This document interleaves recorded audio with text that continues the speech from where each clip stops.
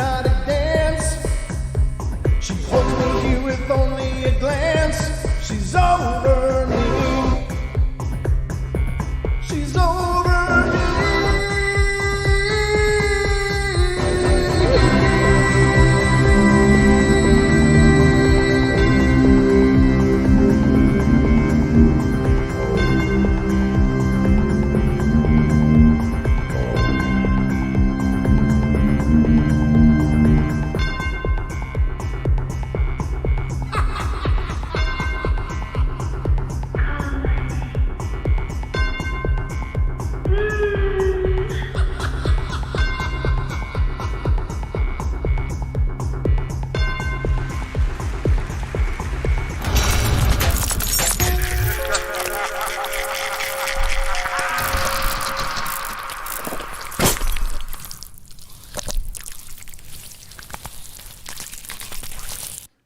All right, ladies and gentlemen, it's Wednesday night, and with all Wednesday nights, when the moon is just right, speaking of the moon, one moment, please, while I turn on the moon.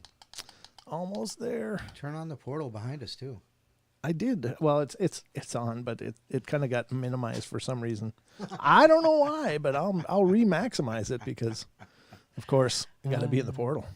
Welcome, ladies and gentlemen. Wednesday night, 2 hours of the Paranormal Portal is on deck for you. So I hope you all are buckled in and ready to roll because we got a full 2 hours of fun and paranormal weirdness waiting for you. And by we, I don't mean just me nor that other random voice that popped in just a few minutes ago. I mean my good friend and co-host, Mr. Don Longbeard. The real voice or face behind the voice. Face. The voice behind the face? I don't know. You sort that out and get back to us, brother. I don't know. I think I too many voices in my head right now. All right. Well, however many you got cooking, welcome to the show. How you doing, man? Doing good. Doing good. Yeah, just doing good. Well, just as long as you're feeling good and you're happy to be here. I'm happy you're here. As obviously, it's always a great thing for Wednesdays to come around because I do take Mondays and Tuesdays off from doing the shows, and I need to because of just life, but I do miss it. And I'm always really anxious to get back into the saddle and start all over again. So it's always, Wednesdays are kind of always a festivity for me in a lot of ways. So, and ladies and gentlemen, the good news is the phone lines are working tonight. Yay! They are working. So you can call in if you've got something to share. And that is paranormally related to the paranormally related. I don't even know what the hell that means. That's related to the paranormal. And you can call in by dialing 720-923-0500. 720-923-0500. The number is on the screen above my head, right below the words Paranormal Portal. So it's on your screen, right below the words Paranormal Portal in the upper left-hand corner of that window. So please feel free to reach out and use it and get in touch with us because we love hearing from you guys. And, when we didn't have the phones, it was really crippling. So to have them working now again, it's obviously a time of celebration for us. And we'd love for you to call in. So that's an option. If you're not really a phone person, but you still like to share some paranormal stuff you've experienced, you can always do that by reaching out via email at paranormalportalradio@gmail.com. And just write an email to us. We'd love to hear from you and to hear what you got to say. And if you don't mind, we'd love to share your experiences with our listeners as well. So let me know in the email if you do share a story, if it's okay to share. Because I just know that the more people share what they've experienced, the more people want to share. It's really kind of a snowball effect. And it's like, I've heard so many times doing the show. It's like, I haven't talked about this in years, but just hearing people come forward on your show and talking about these experiences really made me feel like I really wanted to step forward too. And it, so I mean, it's kind of it empowers itself and gives more people the courage to come forward and to share their experiences. And then Don, you always hear? What's that? Wow, it feels so good to talk about that. Actually, yeah. Yeah, we hear that a lot. And that's amazing. I don't think people realize the amount of strain and stress they're keeping bottled up. Mm-hmm. But once they let it go, they're like, oh, I feel like I just put down some bricks I've been carrying for 40 years or 20 years or 10 years or whatever. And that's a real awesome feeling is to, have a platform that people feel like they want to share, for one. Right. And number two, to give them that sense of release and liberation from that old pain and strain and that those events obviously have on people. So if you want to be one of those people, please feel free. We'd love to hear from you. And if you've got a lot of stories and you would like to be a guest on our podcast, I'd love to hear from you as well. Just reach out to me via the email again, paranormalportalradio@gmail.com, because we have a podcast on. We do? We do. It is released every Sunday night. Wow. There's a new podcast. The current one is John from Australia. It came crashing through the brush at me or something like that. And I can't remember. You don't even remember what you I can't remember the exact words that I gave it, but it's something like that.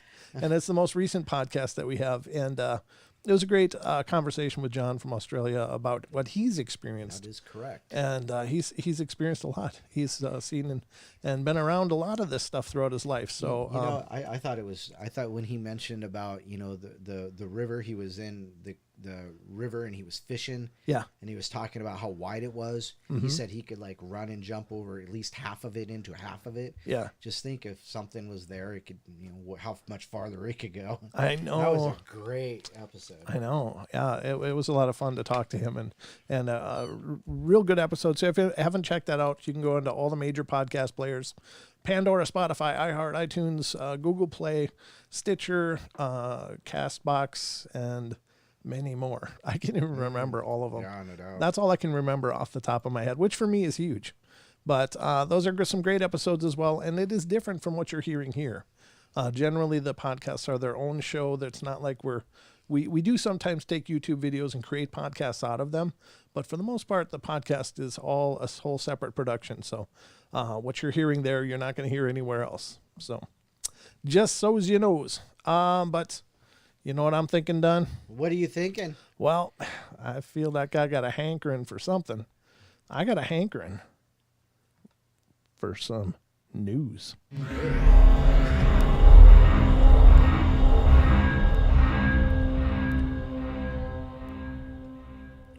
Ladies and gentlemen, welcome to the Paranormal Portal News Desk. That's a lot like the other desk, except to have a new background on it, and it's kind of fun. I got a cool article here. It's a bizarre one, folks. This one's kind of ghosty, or at least supernaturally, and we're going to get into this now. And this is coming from animalien.com, and they're saying, viral video of parked motorcycle moving on its own baffled people. Now, I have not looked at this at all, so this is brand new to me as it is to you guys. But it says, of those videos involving paranormal activities are the ones that make netizens not only baffled, but also leave them scratching their heads. One such video has recently gone viral. The video of a parked bike moving on its own and then falling to the ground abruptly has created a buzz on social media. The 30-second CCTV video was shared by Twitter user Amber Zaidi. Nobody would have believed this if it hadn't been captured on camera, wrote Twitter user while sharing the footage. And I guess that's what all that says. Let's finish reading it first, and then we'll check out that video. But it says, the spine-chilling video has left social media users baffled. In the CCTV footage, two bikes can be seen parked on the street in front of a house, and a few seconds into the video, one of the bikes begins to move all by itself. It moves in a circular motion and then falls to the ground abruptly. No human can be seen in this video. That sounds kind of spooky, Don, huh? It does. Well, let's see it and see if it is indeed spooky. Here we go, folks. Let me blow this up. I'm going to just mute it, make sure it's muted. It's a mutiny. All right. So here we go. Let's take a look. I guess it's already going. Let me start that over. All right. I don't know which one of these two bikes we're looking at, but keep watching.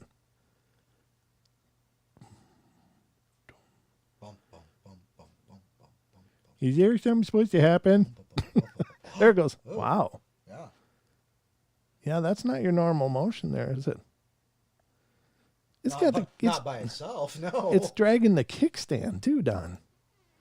Look at that. Let's go back a little bit here. Let's look at it again. Yeah, the kickstand is down and it's actually dragging the kickstand. What the hell? Huh. Oh, man. Interesting. That's not your normal behavior for motorcycles that are parked. You don't usually do that, I don't think. Boom. Huh. Wow. That way, oftentimes I think how could you hoax this? But I mean, that's a motorcycle. That's not like a box or a can or something. That's not like you could just hook up some fish wires and give it a good yank. I don't know. And the weird thing is it was through the clip, and I don't know how long this thing sat still before it did anything, but there's a good 10, 15 seconds of it not moving at all. It establishes that it was not moving to begin with. Right. So here we are towards the beginning, and it's sitting there. 5 seconds, 6 seconds, 7 seconds, 8 seconds, 9 seconds, 10 seconds. Yeah, it's a good 15 seconds before anything happens. 15. Yeah, right at 15. And then it starts moving, and it starts with a jerk. Did you notice that? Mm-hmm. Let me go back to where it just starts. Come on, a little more. There. Oh, a little bit back. Boom. Yeah, it just starts like right now. It's not even like it eases into motion. It's just in motion and then crashes. Play it again. Okay. Just because I'm wondering if there's somebody underneath there. Yeah, but how could and they? It's actually on, and then they like reach over and they, hit the gear. Jump it into gear. Yeah. Oh, there isn't. There's no sound. But let me turn on the sound. Not that. No, there's no sound anyway. No sound. Yeah, it's a CCTV. Yeah. That's an interesting thought, because if they did, that would be the wrong side to shift from. If it was a manual clutch transmission, it's the left foot that shifts. So, but maybe there's something to what you're saying. The other side is a brake. Yeah, the other side is the brake. Yeah. Well, if you let go of a brake like that, it'd jerk. Well, there's that. I guess that is a possibility that we can't discount. I'll give it to you there. That's pretty good thinking, because if it was, there we go. If it was in gear and it was just being held in place by a brake. But the other part you got to wonder is why. Why would you lay your nice motorcycle down just for a little video clip? Because there's viral. Yeah, but even then you're not going to really get much out of it. I'm sure this isn't if it was some kind of group that had a platform for the paranormal, then yeah, but this is just some person. Guess we'll never know. I don't know. That's a good point though. So far I can't really see how it was done. I just want to look down in this crevice here. I don't know. It's hard to say. So Jordana, she says a remote starter with it left in gear, but Everett says you can't leave a bike in gear without working the clutch to take it off. Good point, because you'd kill. Point, yeah. Yep. It would kill the engine. You're right. Stall it. Yep. Good point. Yeah, folks. I don't know. That looks pretty wild. I can't explain it away. It could very well be actual footage. But that's our first article here on the news, and it's a Lulu. I can't just explain it away. But there you have it, article number 1, piece of news number 1. And I'll just be honest with you, I wasn't expecting that much out of it, but I was pleased with the results. Let's go to the next one. This is kind of a cool one. So this one's also from animalien.com. And this one has to do with someone who got just the right numbers. Oh, my. Yeah. So it says, long ago dreamed numbers helped a woman win $60 million. Wow. In the Lotto Max lottery, a Toronto woman who was laid off recently won $60 million, reports Toronto.com. I think that's really cool because I used to love to watch that show. My Lottery Dream, whatever the hell it was. There's lottery winners that bought a lot of stuff, and and you'd always hear these stories like, I lost my job, I was just on the verge of having to, lose my house, and boom, I won lottery. It's like, oh, good for you. I always feel good for those people, even though most of them, 99% of them, will piss it away somehow. Right. At least they got that, and they had that opportunity. So it says in the Tuesday, December 1st drawing, Deng Pavada, that person, 57, Deng, yeah, we'll just go by Deng for short, 57, won the jackpot using the same numbers she had been playing for 20 years. Oh, wow. My husband had a dream about some lottery numbers 20 years ago, she said in a news release issued by OLG Monday, January the 18th. Deng then bought her winning ticket with a free play from a previous draw, and it was her husband who broke the news to her of their windfall. That's really cool. I went to the bank to pay some bills, and my husband went to check the tickets. When we got into the car, he told me we won the $60 million jackpot. Wow. He was seriously not joking, so I knew he was telling the truth. I just started to cry. I've always prayed for a blessing like that, and my family would be taken care of. And precognitive dreams have been around for as long as human civilization. However, it remains unclear whether or not such experiences are due to coincidence or if we can really see future events. According to a 2013 study by the University of Edinburgh, I don't know where Miami came from. It just came out of my mouth. Weird. I'm channeling Miami. Edinburgh's Department of Psychology, as many as 1 in 3 people claim to have had precognitive experience at some point in their lives. Winning the lottery based on precognitive dream, however, is certainly taking things to the next level. Deng bought the winning ticket at Gateway newsstands on Yonge Street in New York. North York. Yeah, folks, I'm not quite in it yet. So here's the thing. North York. So basically, it says winning the lottery based on a precognitive dream, however, is certainly taking things to the next level. It is. But she's been playing the same numbers for 20 years. Yeah. Well, it's got to hit after 20 years. Well, that's what I've heard that. They say if you want to increase the odds of winning, continue to place the same numbers. But then again, it's 20 years of playing. How much did they play? Yeah, exactly. You know, how many thousands of dollars did they spend? I'm pretty sure they didn't spend $60 million. No, probably not, because I mean, there is some profit in this. Yeah, that's some different kind of financial problems at that point. But I don't know. There you go, folks. Very weird, all the same. Oh, Jordan. Oh? Never mind. Okay. All right. Well, there you have it, folks. That's article number 2 for the news. And then we're going to move on to some more. What the hell? Okay. What the hell is this? I don't even know. This is weird. What? Okay. See, I told you. No fair peeking, but all right. Here's the next article. This is from unexplained-mysteries.com. And scientists create spinach that can send emails. They create spinach that can send emails, Don. Wow. I've heard if I can do it, a monkey can do it, or a monkey can do it, I can do it. But if spinach can do it, then I'm feeling really stupid. Oh. A recent experiment has produced spinach plants capable of sending information over a network. The unorthodox experiment comes from a relatively niche area of technology research known as plant nanobionics, which combines nanotechnology with plant biology to achieve new things. Great. You have smart plants. The study, which is carried out by scientists at the Massachusetts Institute of Technology, or MIT for short, had initially focused on finding a way to use plants to detect explosives, but later evolved into using them to learn about the environment and to relay that information back to a mobile phone. Here we demonstrate that living spinach plants can be engineered to serve as a self-powered pre-concentrators and auto-samplers of analytes and ambient groundwater, and as infrared communication platforms that can send information to a smartphone, the study authors wrote. What? I don't know what the hell that just meant. Oh my gosh. That was a lot of big words altogether. Obviously, we're not talking about having spinach plants type out an email in the conventional sense. Instead, the fusion of biology and nanotechnology has enabled sensory data from the spinach to be communicated in a way that can be picked up and analyzed by human scientists.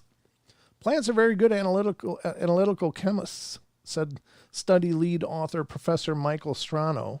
They have extensive root network in the soil and are constantly sampling groundwater and have a way to self-power the transport of that water up into the leaves. There's a novel demonstration of how we have overcome the plant/human communication barrier. Oh boy. Perhaps in the future, plants will be used to pick up and relay all sorts of subtle information, keeping us apprised as to the state of our planet in more detail than was ever previously possible. Wow, spinach have taught spinach. Scientists have taught spinach to send emails. Wow. There you go, folks. I'm going to put that link in the chat if any of you are interested in checking out more about emailing spinach plants. I have a question though. Wouldn't it make more sense to use potatoes? Why? Because we know we can make a battery out of a potato. Yeah. It's already self-powered. Yeah, but the spinach is apparently too. Yeah. But we already knew about the potato. Why didn't we just use the potato? I don't know. It's constantly sampling maybe groundwater. potatoes are too hard to teach. That's too much root, not enough leaf. I don't know. You're as dense as a potato. You're smart as a bag of potatoes.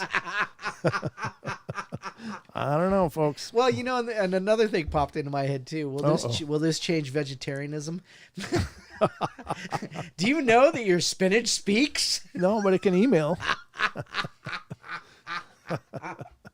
It can send emails. I just, Now we've admitted that plants are alive, and if you cut them, they die, just like animals. Well, we knew that, I think, Don. Well, yeah, we knew it. Apparently, vegetarians don't think they live, and they're not killing something, and then they eat it. Don, you're just on a tear tonight. I am a grilling kind of guy. Don. I'll grill that spinach.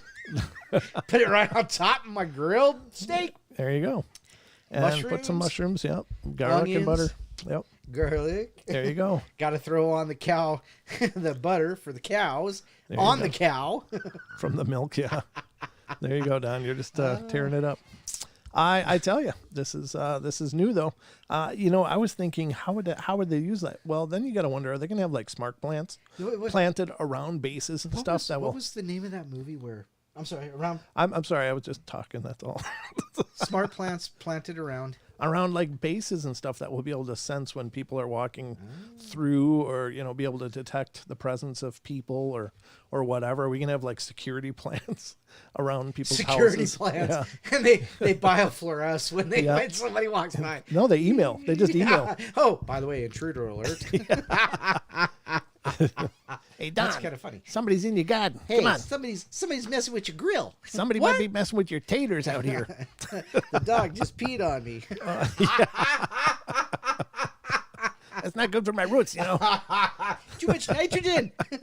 Whoa, okay. There you go, folks. But I was thinking, remember that movie? It had Donnie Wahlberg in it, or not Donnie, Mark Wahlberg in it. Mark, yeah. And it was about the smart plants that were killing people. Yeah, that was kind of wild. But they weren't like smarter than average. They were just, that was like a new mechanism they developed because of the damage people. They were driving harvesters over people.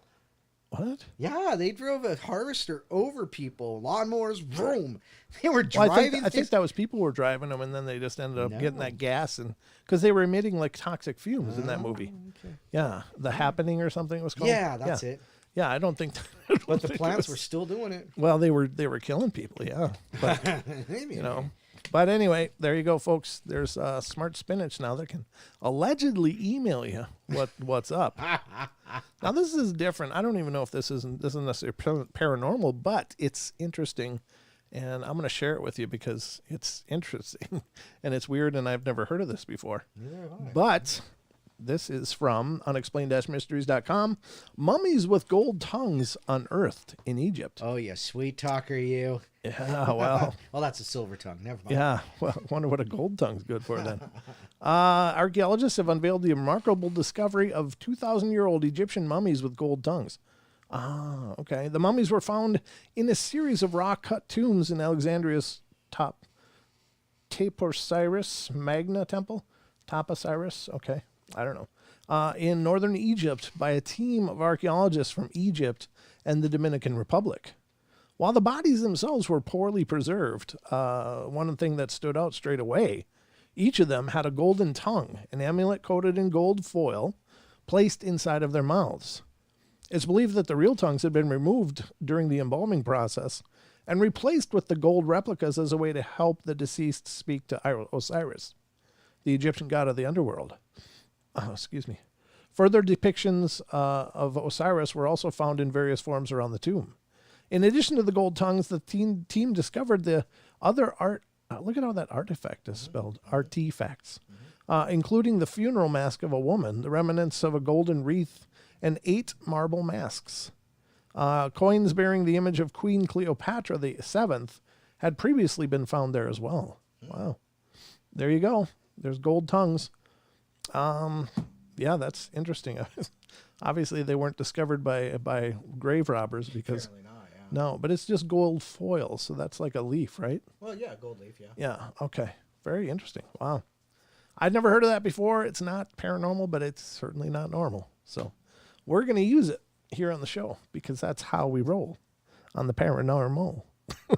Oh, my. Do you like my flow? Oh, my gosh. How much more you want to know? Oh. I'm telling you, this is the entertainment just keeps coming here on the portal, folks. Just think if you weren't here, you would have missed that whole flow. I'm representing. That's all I got to say. Right, Don? You a bad mamma jamma. No, don't say that. I know what that comes from. Okay. That I can't even say it on the air, but well, let's just say when I was a much younger man, I was presented with what that means. It was terrifying. I'm not going to go into details. This isn't my counseling session. And yet here we are. And here we are. All right, so let's see. I gotta look. That one I already got.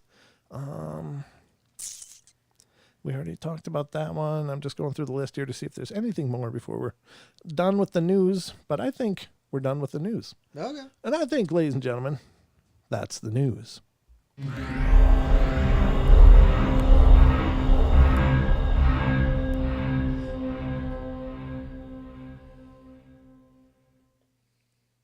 Welcome back, ladies and gentlemen, to the regular scheduled Paranormal Portal. As you left us, so we are still. We've got a lot of paranormal goodness to bring to the table here today. And again, the phone lines are open if you want to call in. Please feel free. We'll be happy to hear from you if you desire to be in to share your experiences with us. So our friend Barry says, Okay. New podcast, Cooking with Paranormal Portal. That'd be about the most boring podcast I'd ever watch. Because you don't actually watch it. A podcast you listen to. So, well, there's this be new like- generation of podcasts that, like Joe Rogan, that does them in the front of the camera, and yeah, And- that's more like a vlog or a video cast. it is. But they Yeah. end up creating podcasts from them. Well, that's lazy. Yeah, but It's lazy. You're a bunch of lazy people. Where we do two different shows, folks, to show you how much we're giving here. We don't just give you one show and then split it into well, 90% several of pieces. the time. 90% of the time. 95% of the time. Yeah, usually we give you a whole independent show. But very interesting. Anyway, yeah, I don't know if I'd want to... What the hell's paranormal cooking anyway, though? I would need that defined better. Cooking with Paranormal Portal. Oh, know. cooking with Yeah, us. cooking. Yeah. What did I say? I don't know. That's probably what you said, but it just took a while to process. I got a few lobes it's got to hit up here before it makes any kind of sense. It's got to bounce around. Yeah, it's Hit gotta- that third brain cell up in there. Yeah, it has to get to all three, I otherwise understand nothing that. makes sense. So, Sometimes Paranormal Portal, the musical. how are you, Don? How are you? I'm doing fine on this wonderful day. No, I don't think that one will roll. My part or your part? Both. I don't think either of it worked real well. So it was kind of scary. Cooking. It's cooking with Sasquatch. Ruthie says cooking with Sasquatch. It'd be like, this fish, numb, and me like fish. That's it. I think that'd be cooking with Sasquatch, wouldn't it? Yeah. Me catch trout. I like bones. Me like pink fish, good. Me too, called sushi. I don't know. Android Purity says, Don, you said you're the guy with no experiences, right? So what got you interested in the paranormal? Good question. Anyhow, what'd you have next? I want an answer to that. Oh, question. now you want an answer. Great. Is it just because opportunity knocked? Or is it... Okay. Well, honestly, it's like, I've always been interested in like mostly the alien kind of thing, ever since I was a kid. Oh, aliens, so it was mostly aliens that really, interested me, and, into my 20s. And then, I grew up, had a family, and kind of, put all that aside. And then, growing up where I did, I grew up on the Olympic Peninsula over ocean shores, Washington, so, I always heard about, Bigfoot, Sasquatch, and, oh, there's a Sasquatch on Beacon Hill. Ha, ha, ha. Everybody's got a freaking Beacon Hill. Anyhow, so I just kind of pushed that away. And then, one day I met this guy over here and somebody says, hey, do you know he does a paranormal show on the radio? I'm like, he does? And so that's how we got together. It's not really that it's mostly, you know what? I'm reawakening. Yeah. If you know a little bit about my history, I feel that I was forced to grow up too fast and to put those childish things behind me at a very early age. And so I just kind of pushed them away and never really thought about them again. And then, like I said, I met Mr. Brent, and, well, here we are. Here we are, and there's the portal in its current sense. The Paranormal Portal. And, I think probably the discussions that we've had and, and the things you've experienced since being on the show, whether or not you're willing to acknowledge that it could be I paranormal. acknowledge that I have the open mind to say, well, it might have been, and we've had, that one time when we had the ghost radar on and you like, what the hell was that? Right. Just the odd things that happen occasionally around the show. Yeah, there's some weird things that have always happened, in conjunction, I believe, with the show, but I think it's because when you talk about this stuff, you end up summoning some of it to you. When you talk about it? When you talk about the paranormal. So, yeah. We got a call here. It's from our very own Ethan, so let's get to the horn. Hello, Mr. Ethan. How you doing? You're on the radio with us.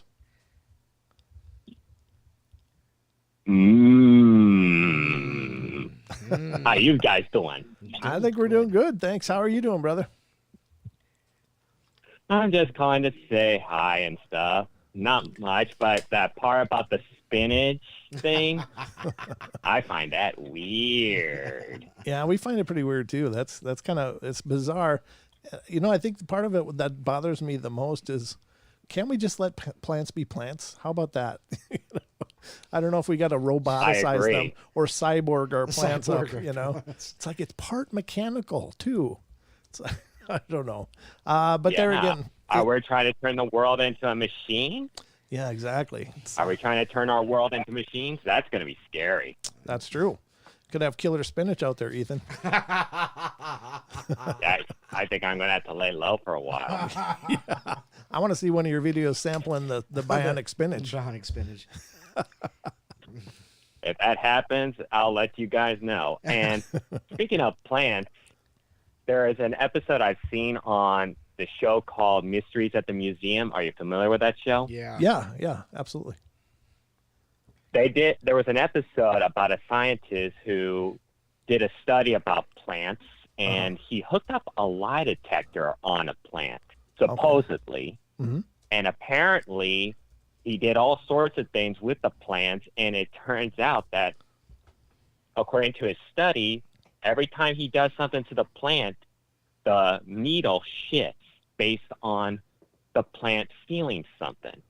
So he believes that plants really do have feelings. Yeah. And he wrote a book about it, and pretty much people really fell in love with their plants. Yeah, absolutely. I think that they are receptive to emotion. Like when I think Mythbusters. Hello. Mythbusters was. I'm having a hell of a time with that tonight. Did a show about that. Do plants recognize and respond to stimuli like that? And they took all three of them, and each one had a different role. Of the was Grant, Carrie, and the Tori, and they all had a different role. Like Grant came in and was just kind of decent to them. Carrie came in and was all loving to them, and then the Tori guy came in last, and his job was to beat the hell out of one of the plants. And it's a room full of plants, and all these plants are wired up to these sensors. And sure enough, when they all left the room, and then one by one they would re-enter the room. And when Grant came in first, and he was just kind of neutral, didn't really do much of anything, they were pretty much unresponsive to his presence. When Carrie came in, being that was all loving and kind to the plants, they seemed to respond to that. But when Tori, the guy that beat the hell out of one of them, came into the room, they really registered like fear, like they recognized that he was back in the room. So and you can check that out on MythBusters. That's an actual test that they did, and they were all shocked because they didn't think it was possible. But they had to admit that there's definitely something going on there with plants having some kind of emotional element to them. Yeah, and if we're making machines out of our plants, that we'll wonder what that's going to be like. I don't think they're going to make them all machines, but it is really curious. And I got to admit, I'm just tongue in cheek. Obviously, it's pretty funny, but I am kind of excited by the prospect of us tuning into that natural world for feedback. Because, it's one thing for people to say, well, we're not doing good to our world, or no, the world doesn't care, the other side of it. And maybe the plants can actually tell us, hey, you guys are screwing this up, or, you know what, we're okay, just take it easy, or, whatever. I think for too long we've ignored the natural world in that manner. So I think that gaining the ability to get information from the plants directly, I think will be good. Yeah. Hopefully. Kind of reminds me of Avatar, the James Cameron Avatar. Yeah. In which they were doing that's kind of like that in a way. I wonder if they're going that far into the future. Yeah, maybe. I don't know. That's really weird. Could you imagine yourself, hooking yourself up to, a tree at some point and just kind of vibing with the trees and Mother Earth and all that kind of stuff? I don't know. While Wes is in the chat room eating a salad. Wes is in there eating a salad. As his salad screams on his fork. Don't eat me! Homer Simpson. Enjoy that salad, Kermer. Never mind. I'm not going to say it. Too late. Too late. All right. Well, thank you for the call, Ethan. It's great to hear from you, brother. Yeah, absolutely. You too. Take care. All right. Take care, man. Oh, Bye. Man. So, yeah, I mean, that's pretty interesting. But, I got to say, it's not really going to convince me to stop eating vegetables. Sorry. But I do have this question. So it's a mixture of nanobiology and nanotech and biology. Yeah. So how do they know if like the spinach has been altered before they like harvest it and send it to you? And how do they know that the emails will stop after they cut the spinach and then you eat it? And now it's sending emails. Hey, I'm in Don's stomach.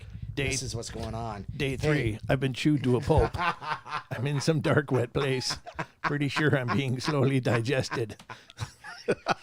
Send help. The water's swirling and I'm getting dizzy. Oh my God. Yeah. I don't know. They talk about, chemtrails and barium and all that kind of stuff. So what if it's just another way to transfer that kind of idea into the body in a different way? Day 3. After 2 days on a refrigerated truck, I find myself in this weird box under the supermarket shelf. Day 4. They spread some white stuff all over me. I'm currently stabbed with a fork on my way towards the big opening of the cave. Oh no! I'm just saying. No, that's pretty weird. Anyway, we don't shy away from the weird here on the portal. We have all kinds of weird all day long. All right, so we're gonna get to some paranormal stories and stuff to discuss with you, and the first one is one that Don brought up and said, "Hey, we should talk about this." Now, just last week, yeah, it was last week, wasn't it? That was within the last 2, definitely. Yeah. We talked about the Oklahoma politician trying to grab money for having a Sasquatch season. And then it kind of emerged that, well, it's not going to be Sasquatch hunting. It's going to be Sasquatch live trapping. and I don't know, they keep getting spun and it gets stupider as it goes. But welcome to Mountain Monsters. Yeah. There you go. But the point is that it sounds like they're trying to grab revenue on people looking for Sasquatch, right, is what it is. It's a money grab to me, and that's what I said day one when I heard this. It's like, no way, this doesn't make sense. But apparently, there's more news about this very subject, and this is coming from Fox News. It says Bigfoot hunters beg for creature to be left alone after Oklahoma suggests Bigfoot hunt. Now, that's an interesting point because how many people are currently looking for Bigfoot now that may have to actually buy a license to continue to do it exactly. in the season? Exactly. Yeah. Now you have to have a license for, searching for Bigfoot or whatever those things are, whatever. Well, those you got a license. are. You can't be out here. This is hunting season. It says Oklahoma Rep Justin Humphrey filed a measure that calls on the state conservation department to set an annual hunting season for the elusive creature. It says bagging Bigfoot is something upstaters Gary Robusto and Paul Bartholomew can't imagine doing. Not that they don't believe the 7-foot-tall, hairy, man-like creature exists, but That's a tiny one. Yeah. But they're committed to protecting the elusive beast for the sake of science, especially when others want to put a bounty on his head. Last week, Oklahoma State Rep Justin Humphrey filed a measure that calls for the state conservation department to set an annual hunting season to coincide with the Bigfoot festival. Okay, in his southeastern district, complete with licenses. He wants a $25,000 bounty for the first to nab Sasquatch alive. That's it? Yeah, 25 It's grand. going to cost more than that to just think about it. Right, yeah, exactly. But then it looks here is the other headline. Oklahoma rep faces backlash for Bigfoot hunting season. Says he's been called an idiot. Gee, gosh.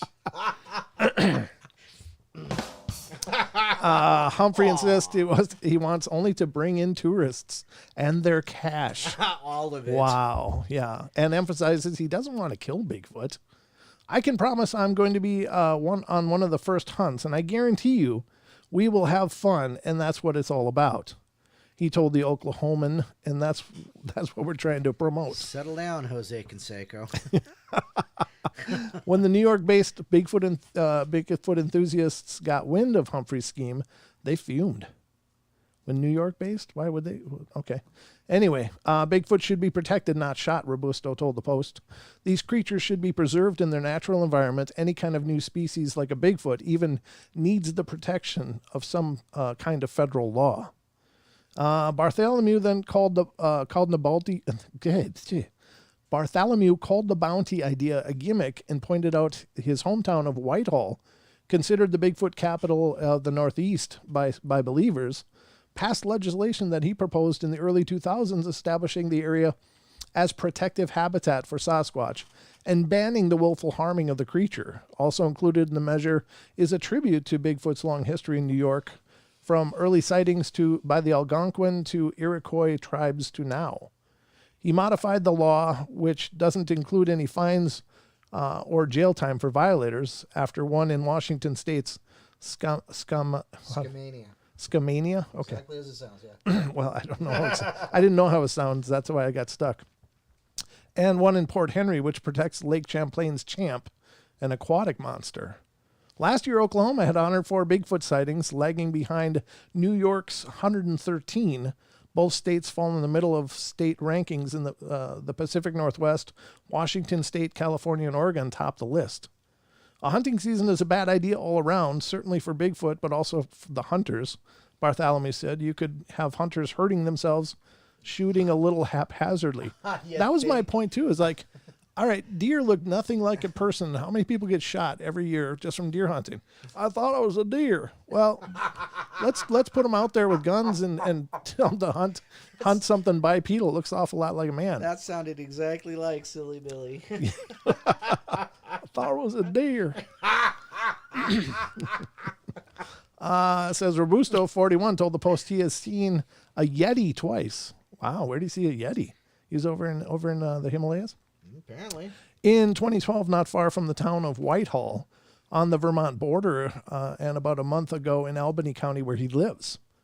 The first sighting came in on a favorite hiking trail at night. Robusto had night vision monocular light, scoping out wildlife. Instead, he came across a Bigfoot climbing down a tree about 60 feet in front of him. I was watching it, and it blinked at me. His latest sighting in the woods, too, about 1 p.m. on the ridgeline, stood a Bigfoot. Robusto had a fight or flight response. He stayed. I think they mean stated. It was staring right at me. I put the fear of God in me real quick. Well, there you go. So that's another continuation of the drama of Oklahoma's proposed Bigfoot season. Whatever the hell that even means. Good night, Deb. Oh, good night, Deb. Thanks for coming in. And I think it's just foolishness all around, and it's just obviously a way to drag more revenue out of the enthusiasts in the area.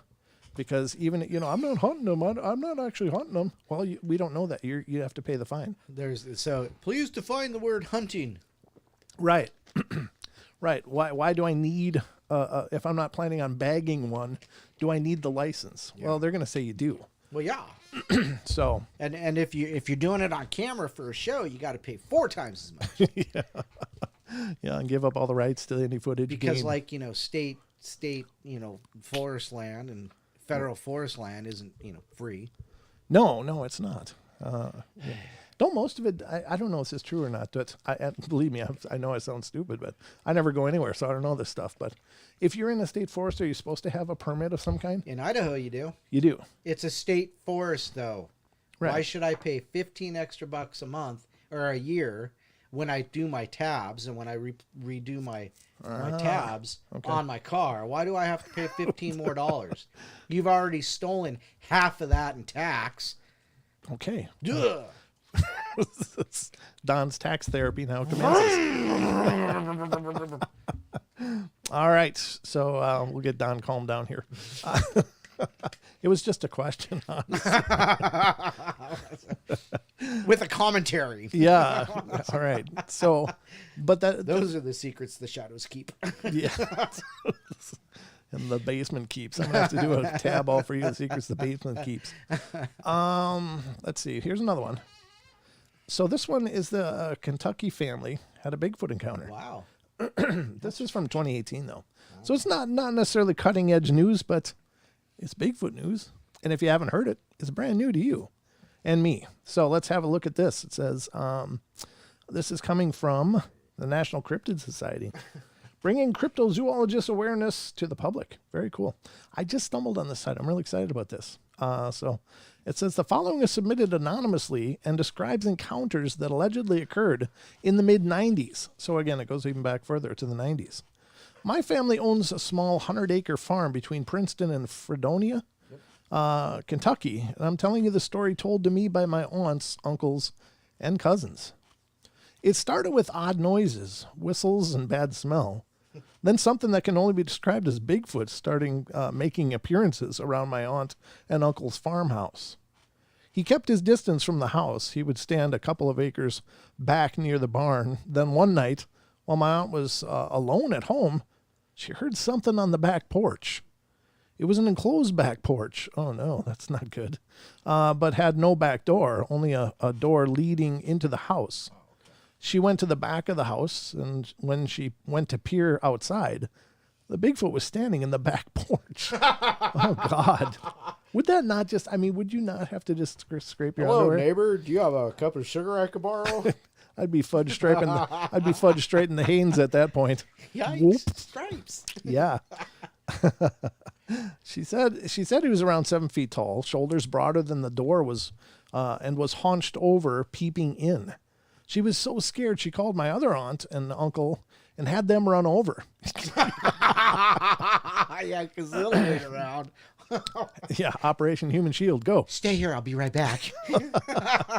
They called the police, and even they came and were looking around, and nothing was found, and Bigfoot never came near the farmhouse again.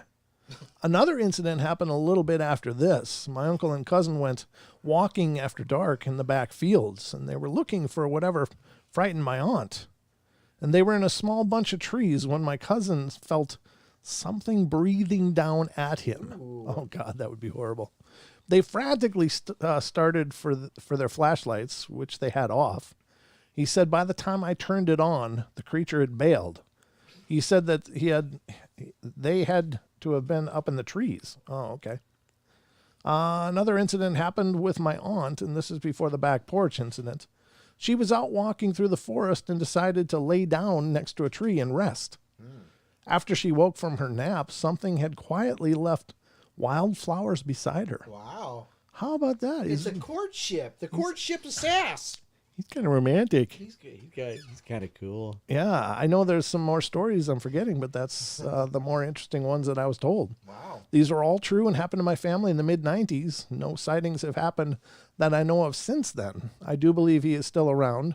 Sometimes we find dead animals or bones in the back fields, some with odd marks, not like a coyote would do. We don't have any big game that lives around here. Wow. That's kind of wild. She woke up and there's flowers next to her. That's really sweet, though, right? Yeah, kind of scary though. Yeah, it's pretty smooth. Wow. He's kind of romantic. Take notes, Don. Apparently. You can learn from that big feet. The big feet got it all figured out, Don. Apparently so. Apparently so. But that's a cute story. Except for the back porch one. I think that's creepy as hell. I don't know what you do if you know, because you get that reflection on the glass and then you turn on a light or whatever. It's like, you're worried about the back porch, and I'm worried about the person laying down finding wildflowers next to them. Is that's all they found? That's a success, Don. Well, yeah, but at least you have a door between you and the Sasquatch if he's on your back porch. But here's the thing. The weird part is, and this is, through the years, you hear these Bigfoot reports, and the ones that are out in the wilds and stuff are like... Where else would they be? Well, no. The ones that freak me out the most are the ones where they're actually coming up to the house. Okay, gotcha. Because that's crossing a boundary. That's to me, that feels really dangerous. Okay, because when they're out in the woods, well, then they just go do their woodsy you're free thing. game then. Yeah, you're in their area, and that makes sense that you might run into them. But if you're in your house... The last thing you expect is to, look out your window and have a big face looking in at you. Oh, man. Everett in the chat said, my father said he saw a Sasquatch looking through the door with red eyes. Ooh. He says, could have been his reflection. Did he have red eyes? I don't know. That's got to be creepy, though. I'm just saying. Yeah, I'm glad he was okay. Wow. I can't imagine what that would do to you psychologically. He says, just joking, of course, but he did say he saw something looking through the glass door with red eyes one night. Who knows? He's out in the boonies, so. That's crazy. Yeah, well, you know that, yeah. Well, and it's no secret that many people have reported that these things love to look in on us in our houses. Yeah, they're peeping sasses. As Bear says, we're their entertainment. That's right. Bear says, they got nothing to do. So they're watching what we do. They're learning and picking things up. And, I think that's pretty wild, but it's also pretty unnerving. Yeah, definitely. And, I don't know. It's, again, you think about the missing 411 stuff, and it's like, at least, I got to believe that some of it could be Sasquatch related. Yeah. I mean, at least some of it, because there are legends and stories. Yeah, definitely. The Native American First Nations tribes have stories of women and children getting taken and allegedly eaten by these things. So, poor bread. Well, yeah. But whatever it is, it's just really freaky. It's a really freaky idea. No doubt. I gotta save that because Hey, can I give a shout out? Absolutely. I want to give a shout out to the person who gave us a thumbs down because we love you. Yay! thank you very much. So now you know what that means, ladies and gentlemen. Is the rest of you have to give us thumbs up. We gotta offset that. No, just for our own egos. Just like some person just comes by just long enough to thumbs down, or watches the whole damn show. I wonder if it was. Oh, and it just went up to 3. I wonder if one was Wes. Germer. By the way, we have downloads in Uzbekistan. Yeah, we do. You said when we hit the charts in Uzbekistan. Tell you what, brother, we had a download. We're there, and it was actually that same week. It was that same week we looked at the world chart, and we did have downloads in Uzbekistan. Now there's 5 thumbs down. You're all dicks. There's 4 now. Oh, I wonder how Nessie knew that. Nessie, don't be nice. We're here. Wow, it's just climbing. They're switching. It went from 40 to 39 and 5 to 6. Well, you know that. Now you're just messing with us. Now you're just being naughty. All right, let's be good. Oh goodness. Let's have a nice, fun time here. Wow. All right, so let's see what else I got. Here's an article I got, and this one I'm sure most of you have probably bumped into by now because it's kind of big news. But we had talked about the Oumuamua and that Harvard professor saying he thought it was space junk. Well, he's still in the news, and this article is coming from Scientific American. And it says astronomer Avi Loeb says that aliens have visited, and he's not kidding. He says, in conversation with Harvard University professor, explains his shocking hypothesis and calls out what he sees as a crisis in science. Sorry about that, Froggy. Oop, I'm going to have to do it again. I'm all raspy. I haven't talked much for 2 days. And when I do the shows, it's like all one big exhale. So I apologize. And it says, let me blow this up because that's like microfiche. I feel like I'm at the library in a microfiche. Is that how you say it? Fiche? Something like that? All right. Well, part of it's this. Oh, yeah. Well, I'll accept your cookies. I don't care. I'll take your cookies. I love cookies. Go ahead and just park your cookie right in here. Yeah, nice, Don. He's turned it all adult on us.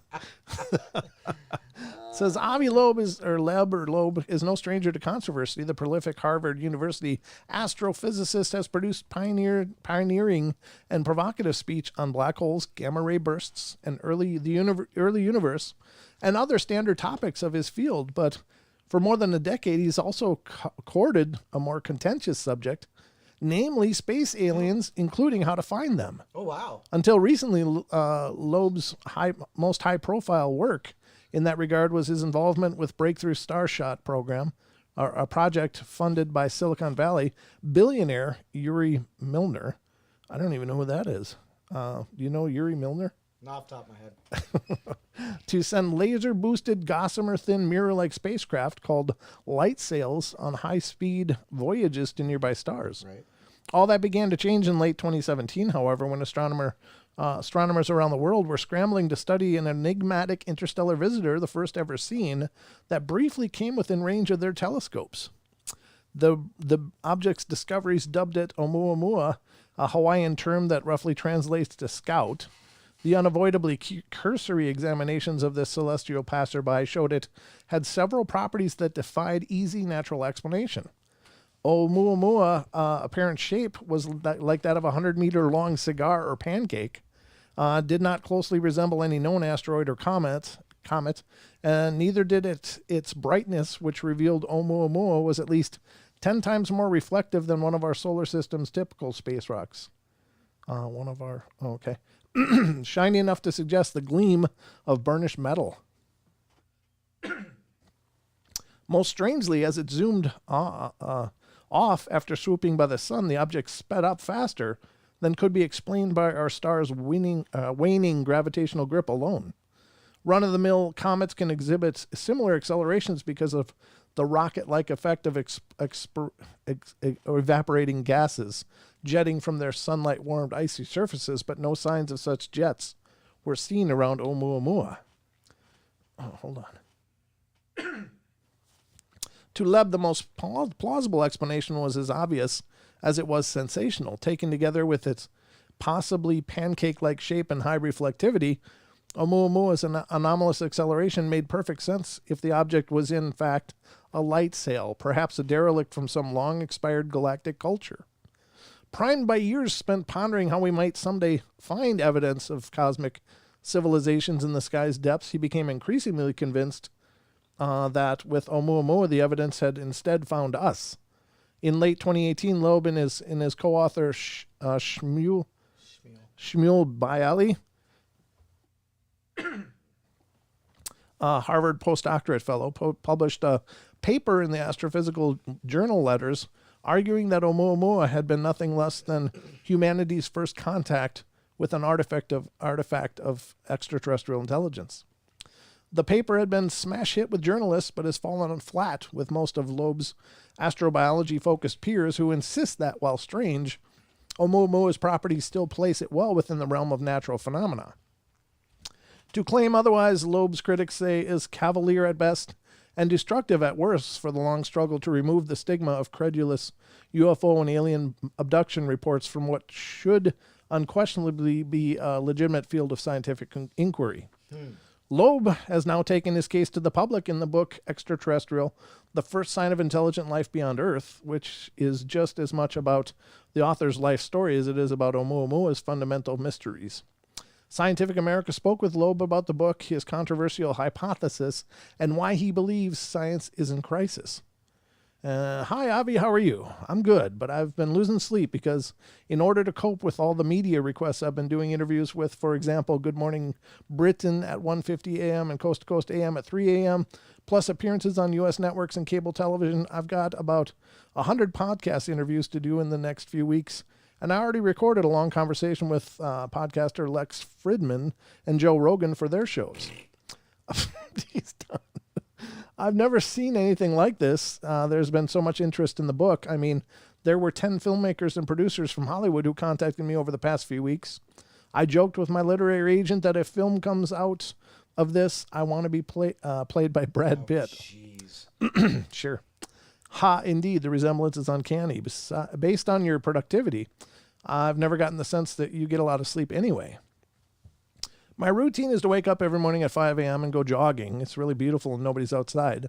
Just me and the birds, ducks and rabbits. And yes, because of the pandemic, blah, blah, blah, the past 10 months. Okay, enough of his exercise. Where does he get to the point? Okay.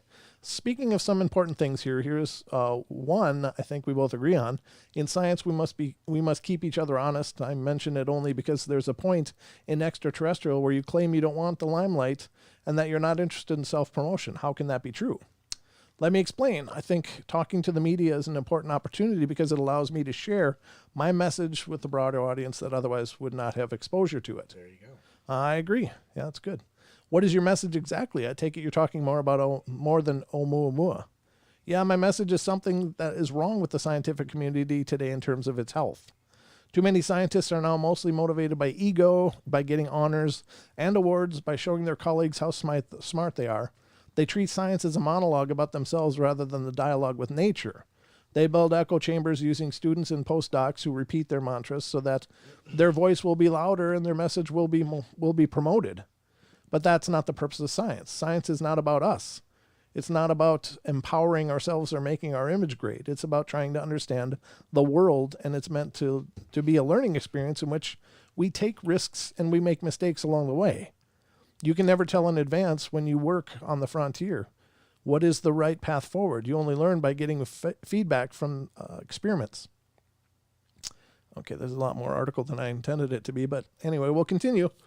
Which is the other problem with science today. People are not only motivated by the wrong reasons, they're also no longer guided by evidence. Right. Amen.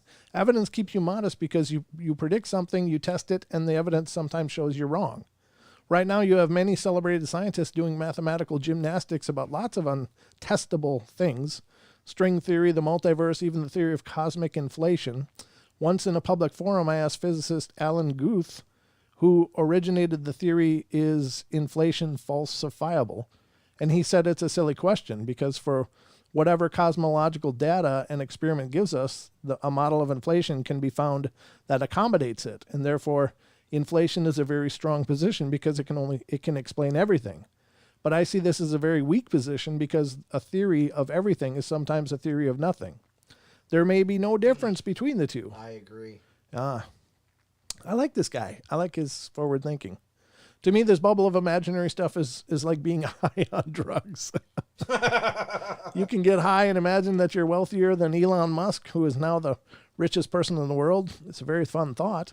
You can feel really good about it, and you can talk about it with your friends. And if you're part of a big like-minded community, everyone can support and respect one another, and you give one another awards, and that's great, right? But then if you go to withdraw the funds, if you want to really spend the money you think you have, you realize you don't actually have anything. Just like going to an ATM, doing experiments can serve as a reality check. And in science, it's essential that we have that check, that we make testable predictions and put some skin in the game. Ooh. Because otherwise we won't learn anything new. I don't think that's properly recognized anymore. Wow. I like this guy. Yeah. Sorry. So, speculating about string theory and the multiverse is bad, but speculating about alien civilizations and their artifacts passing through the solar system is okay. You could say appealing to aliens can explain anything too. Ooh, he's getting kind of tested here, isn't he? You know? The difference is you can make predictions and test for the latter, and the speculations can come from a conservative position. If Oumuamua is a member of the population of objects moving on random trajectories, then based on its discovery with the Pan-STARRS telescope, you can estimate that we should very soon begin finding, on average, one of these objects per month after the Viren C. Rubin Observatory comes online. We can also establish a system of instruments, satellites maybe, that would not only monitor the sky but also be able to react to the approach of such objects. Wow. If we can get photographs of them as they come in rather than chasing them as they go out, because they move very fast, not all of this work needs to be in space either. You can imagine meteors of interstellar origin as well, and we can search for those. And if you find any that end up on Earth's surface, we might even be able to examine them with your own hands. People ask why I get this media attention. The only reason is because my colleagues are not using common sense. Ooh, boom, uppercut. That was a good one. Contrast string theory and multiverses with what I and many others say, which is that based on the data from NASA's Kepler mission, roughly half of the galaxy's sun-like stars have a planet about the size of the Earth at about the same distance from the Earth as of the Earth from the sun. So you can have liquid water on the surface and the chemistry of life as we know it. So if you roll the dice on life billions of times in the Milky Way, what is the chance that we're alone? Minuscule, most likely. To say that if you arrange for similar circumstances, you get similar outcomes is, to me, the most conservative statement imaginable. So I would expect most people to endorse that, to hug me and say, great, Avi, you're correct. We should look for these things because they must be very likely. Instead, what I see is a backlash that shows a loss of intellectual compass, because how else can you explain working on string theories, extra dimensions, or the multiverse when we have no clue of their existence? Mm-hmm. But that is considered mainstream. That's crazy. That's awesome. Man, this guy's good, but I'm not going to read this whole article. Obviously, it's huge. I just wanted to put it out there. I'll put a link in the chat for any of you that want to continue reading that. I know I do. I'm very interested in it, but I'm not going to eat up a big chunk of showtime about it because it's mostly an astrological or cosmological discussion. You're right. And so, it discussed the aliens. It talked about, that how can you say, and that's what we've been saying as well. If you believe one thing, you got to believe another thing that's related to it. Right. You can't just say, string theory's here and not prove it. You know, we can't say there's no aliens. Well, because there's more tangible proof about that. But how many times, Don, have we seen examples of science being purchased? Oh, the research is being purchased. Happen. It's scientific fact. When it's like, how many generations were cigarettes absolutely harmless? Yeah. How many? I mean, literally, the science could show it. They had reams and reams of research that showed cigarette smoking was absolutely no effect on the health and longevity of people. But then they found out it wasn't. Right. And it was like an act of God to get that done. And many states filed suit against tobacco companies and finally kind of corrected that. But, the research was sound. It was already a settled deal, according to some scientists. Right. Even though everybody knew that was not true. So science has been purchased and gets purchased all the time because science is funded. When science is funded, science has an agenda. Right. There's an agenda to what the science is doing and what it's supposed to discover. Absolutely. So, Thank you for those grants, by the way. Grants means I don't have to pay it back. Thanks. Where'd that grant come from? My pocketbook. Yeah, exactly. This is my grant for you to do what I say, which kind of sounds more like a bribe. Just saying, putting it out there, folks. But I really believe that stuff. I really do. So let's go to another one here. Which one is it? What time is it, Don? It is exactly 8:15. 8:15. Okay, so this is one that I want to finish up, and there's just a few left on this one. Oh, okay. This is an article. I thought we got through it. No, we didn't. We got about to here. I thought there was only 9. Well, is that the last one? It is. We never did get through the last one, did we? When you're dead, you're dead. Oh, when the dead aren't dead. Oh, yeah, that would be scary. So this is an article that we've been touching on a couple of shows, I think, or at least one show before this when we did UFO stuff. But it's sci-fi.com, Sci-Fi Wire, World UFO Day, 9 alien encounters that'll make you believe. There was one segment I wanted to finish up here because it's the last one. And I know we left this, I think we had to or whatever. We ran out of time. But it's number 9. And again, this is encounters that'll make you believe, apparently. And this one is When the Dead Aren't Dead. Sometime in the 1960s, somewhere in Ethiopia, a boy named Gabriel was running around the backyard with his friend when he just disappeared. Just like that. Then he materialized 6 months later, just like that. After everyone who thought Gabriel was dead could be assured they were not seeing a ghost, he recounted a story that wouldn't have been out of place in the Twilight Zone. Gabriel had been led into a glowing windowless white room by benevolent humanoid creatures. Inside were child abductees from all over the planet Earth. How they and the men who had abducted them could understand each other was a mystery. With the press of a button on the wall, a bed instantly appeared, which makes you wonder how long some of those kids have been on board. I don't know what that means. But anyway, before Gabriel knew it, he found himself standing in a sparkling city surrounded by supernatural skyscrapers and flying cars. Beings that appeared both human and alien walked the streets and that almost shone. The boy was then taken to an impossibly tall building by one of his captors and shown a room in which he could push any button and be transported to any number of places. When he was told he needed to stay a while, and he had no idea exactly how long a while would be, he claimed it felt like just merely a couple of hours. And this is why you never go off with strangers. Very wild. This is some boy from Ethiopia. Wow. You just got to wonder, where was this? Was it like way far away, or is this a future? Is this some transdimensional thing? It kind of sounds like that, though, doesn't it? Yeah, it kind of does. So we did that. I did the poll and the postings on YouTube, and I asked what people thought.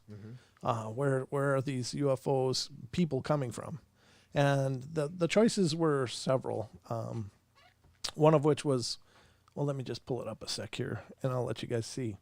But it was very interesting. I was surprised this many people felt this was the answer.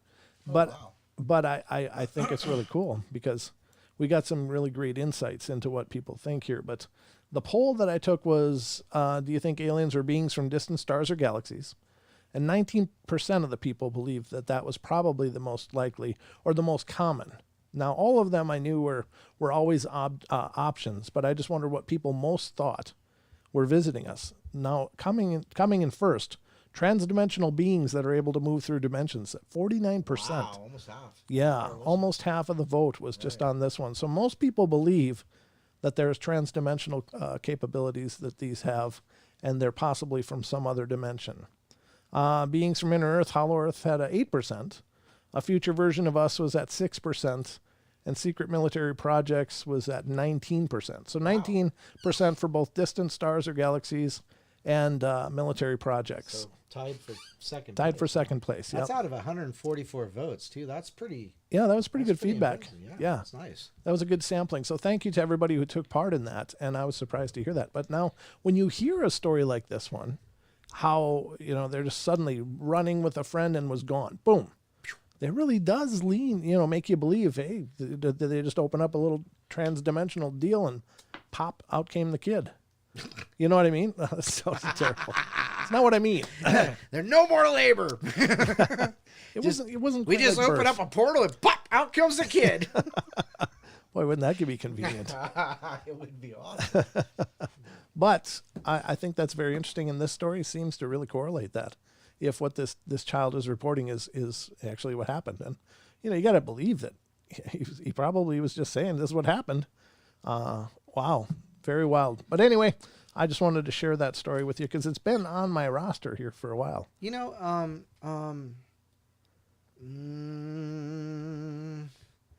Where'd it go? I don't know. So somebody said something about something that's made some sense, or at least caught your attention. eye. Yeah. Okay. Gosh, I wish I could. Gosh. Okay. Well, how about you look for it, and when you find it, let me know. Because as soon as you do that, here it is. As soon as you do that, I'll find it. Okay. UFOs are ET, or maybe drones hanging around from an extinct civilization from this planet. Oh. Oh, was a comment? And hold on, there's a second part to that. Okay. Oh. I think they're drones from either ET or from us, either from the future or hanging around still, going from the ancient civilization. So this person, it's AF in chat, and this person saying, what if these are satellites that are left over from an ancient civilization that shot them out there or whatever, like say the Black Knight satellite. Sure. Okay, perfect example. Supposedly, there's theories saying the Black Knight satellite is like 35,000 years old, which is quite possibly two ice ages in the past. Oh, okay. Because there's an ice age every about 15,000 years. 15,000 years, and some say that the Sphinx is more than 25,000 years old, and there's water damage on it from massive rains. So what's to say that an ancient civilization, which is more likely for me to believe than aliens in this sense, but who's to say the aliens didn't come down and shoot that up there anyhow? Makes sense to me. Sure. I like that idea. Could very well be. Everett, you said you'd call. You said I'd call eventually until. Well, you were just on the phone, like when Ethan was on the phone. I saw. You should call and talk anyhow. Everett did? Yeah, Everett was on the phone and then got off right before you let Ethan go. Yeah. But anyhow, so yeah, I like that idea. That these satellites are something that's been up there forever from an ancient civilization. I really like that idea, and I bet you Graham Hancock would like that idea as well. Graham Hancock. It would be Graham Hancock approved. That theory.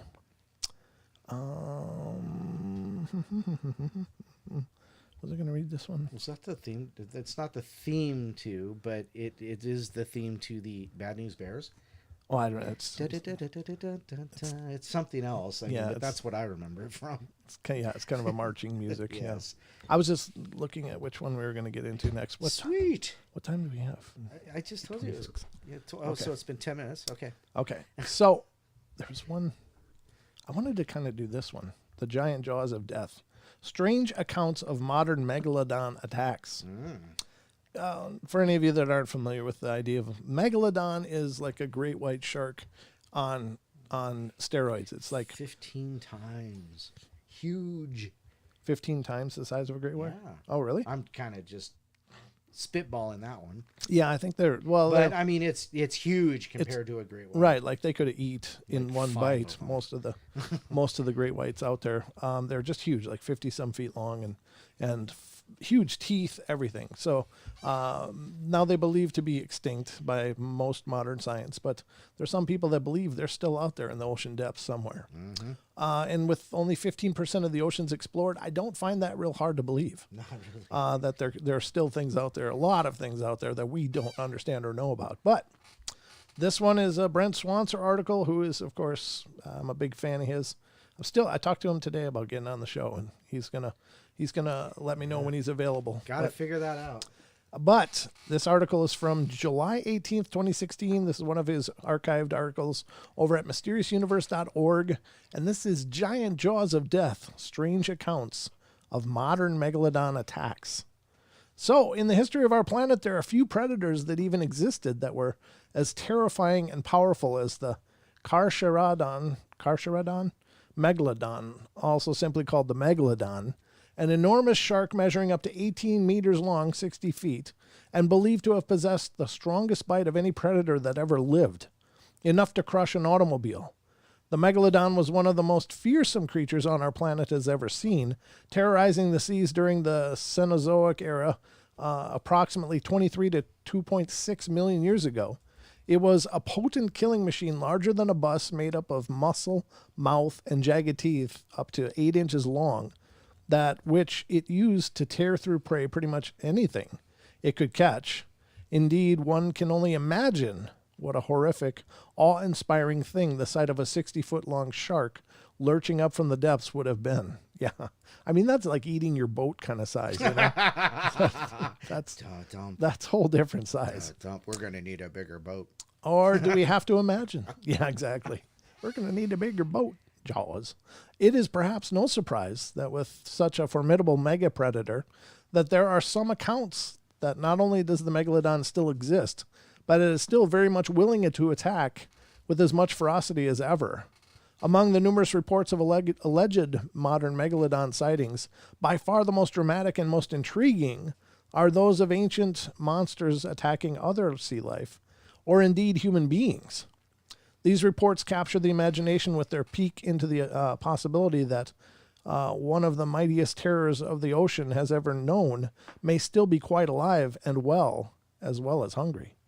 There's a guy, he's sitting in a Megalodon jaw. Right. That gives you an idea that what size that would be. I mean, this guy's like an hors d'oeuvre, you know? Snack time! Yeah, this is like a pastry puff before dinner. Boat snack! All right. On one such account comes from 1918 when Australian naturalist David Stead was visiting Port Stephens, Australia, and came across some terrified local crayfish fishermen who refused to venture out to their regular deep water fishing grounds near Broughton Island. When pressed as to what had upset them so much, they related a rather fantastic tale. The fishermen claimed that they had been out fishing in the deep waters collecting their crayfish pots when an immense shark, reportedly measuring over 35 meters, 115 feet long, swooped in, uprooted and devoured numerous crayfish pots, mooring lines and all, totally destroying their equipment and eating their catch. The terrified fishermen reported that the massive shark was unlike anything the seasoned crew had ever seen before, and was a pure white in color. The giant shark apparently passed by several times in a threatening manner, causing the water to boil over the large swath as it passed. These experienced seamen were adamant that the creature was most certainly not a whale. In this particular case, the alleged shark did not directly attack the fishing boat itself. It nevertheless serves to illustrate the threatening demeanor and sheer size of this mystery beast. Other reports are of a decidedly more menacing tone. In 2003, headlines were made and the internet was set ablaze by the story of a 9-foot-long great white shark that was inexplicably attacked by some mysterious super predator. In this case, the shark had been tagged with a black box of sorts, which had measured and recorded the entire incident. When this black box was found washed up on the shore in the aftermath of the mystery attack, the data proved to be a conundrum for the experts. According to the data, the shark had been suddenly and rapidly dragged down around 609 meters, 2,000 feet, into the cold, dark depths. Yet the temperature reading actually rose to a temperature consistent with the inside of a large animal, although it was considered too low for a killer whale and too high for another shark, unless it was a far, far larger than normal. And that's like a comparison, right? Yeah. The story took the media by storm and captured the imagination of the public. What sort of menacing creature could have so decisively devoured a great white shark, the most feared known shark? And what did the mysterious data mean? The puzzle steadily generated headlines proclaiming that the shark had been attacked by an unknown super predator, a sea monster, or indeed the Megalodon. It is now believed by many experts that the smaller 9-foot-long shark was taken by a larger, uncommonly huge great white shark, possibly one suffering from gigantism, which could account for the abnormally elevated body temperature. Yet speculation continues that perhaps it was the long thought to be extinct Megalodon making an appearance to snatch the great white up. The answer to what exactly killed the shark has not been conclusively answered, so it is likely the Megalodon theory will continue to be bandied about.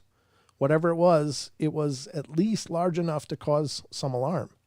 Marine biologist Dave Riggs, whose team had tagged the shark, said of the speculation, "The internal temperature of the animal that ate the shark is a weird one. It appears to be too low for a killer whale and too high for another shark, unless it was absolutely massive. The big shark scenario is the theory that is most widely accepted, though. I've noticed a lot of other creatures being suggested online. I don't think that Godzilla is a possibility, though." Look at that picture. Just imagine those are sharks. Those are great whites, and that's not.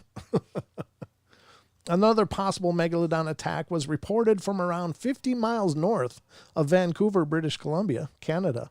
In 2013, in the case, a massive shark was seen to drag the carcass of a sperm whale underwater after apparently killing it.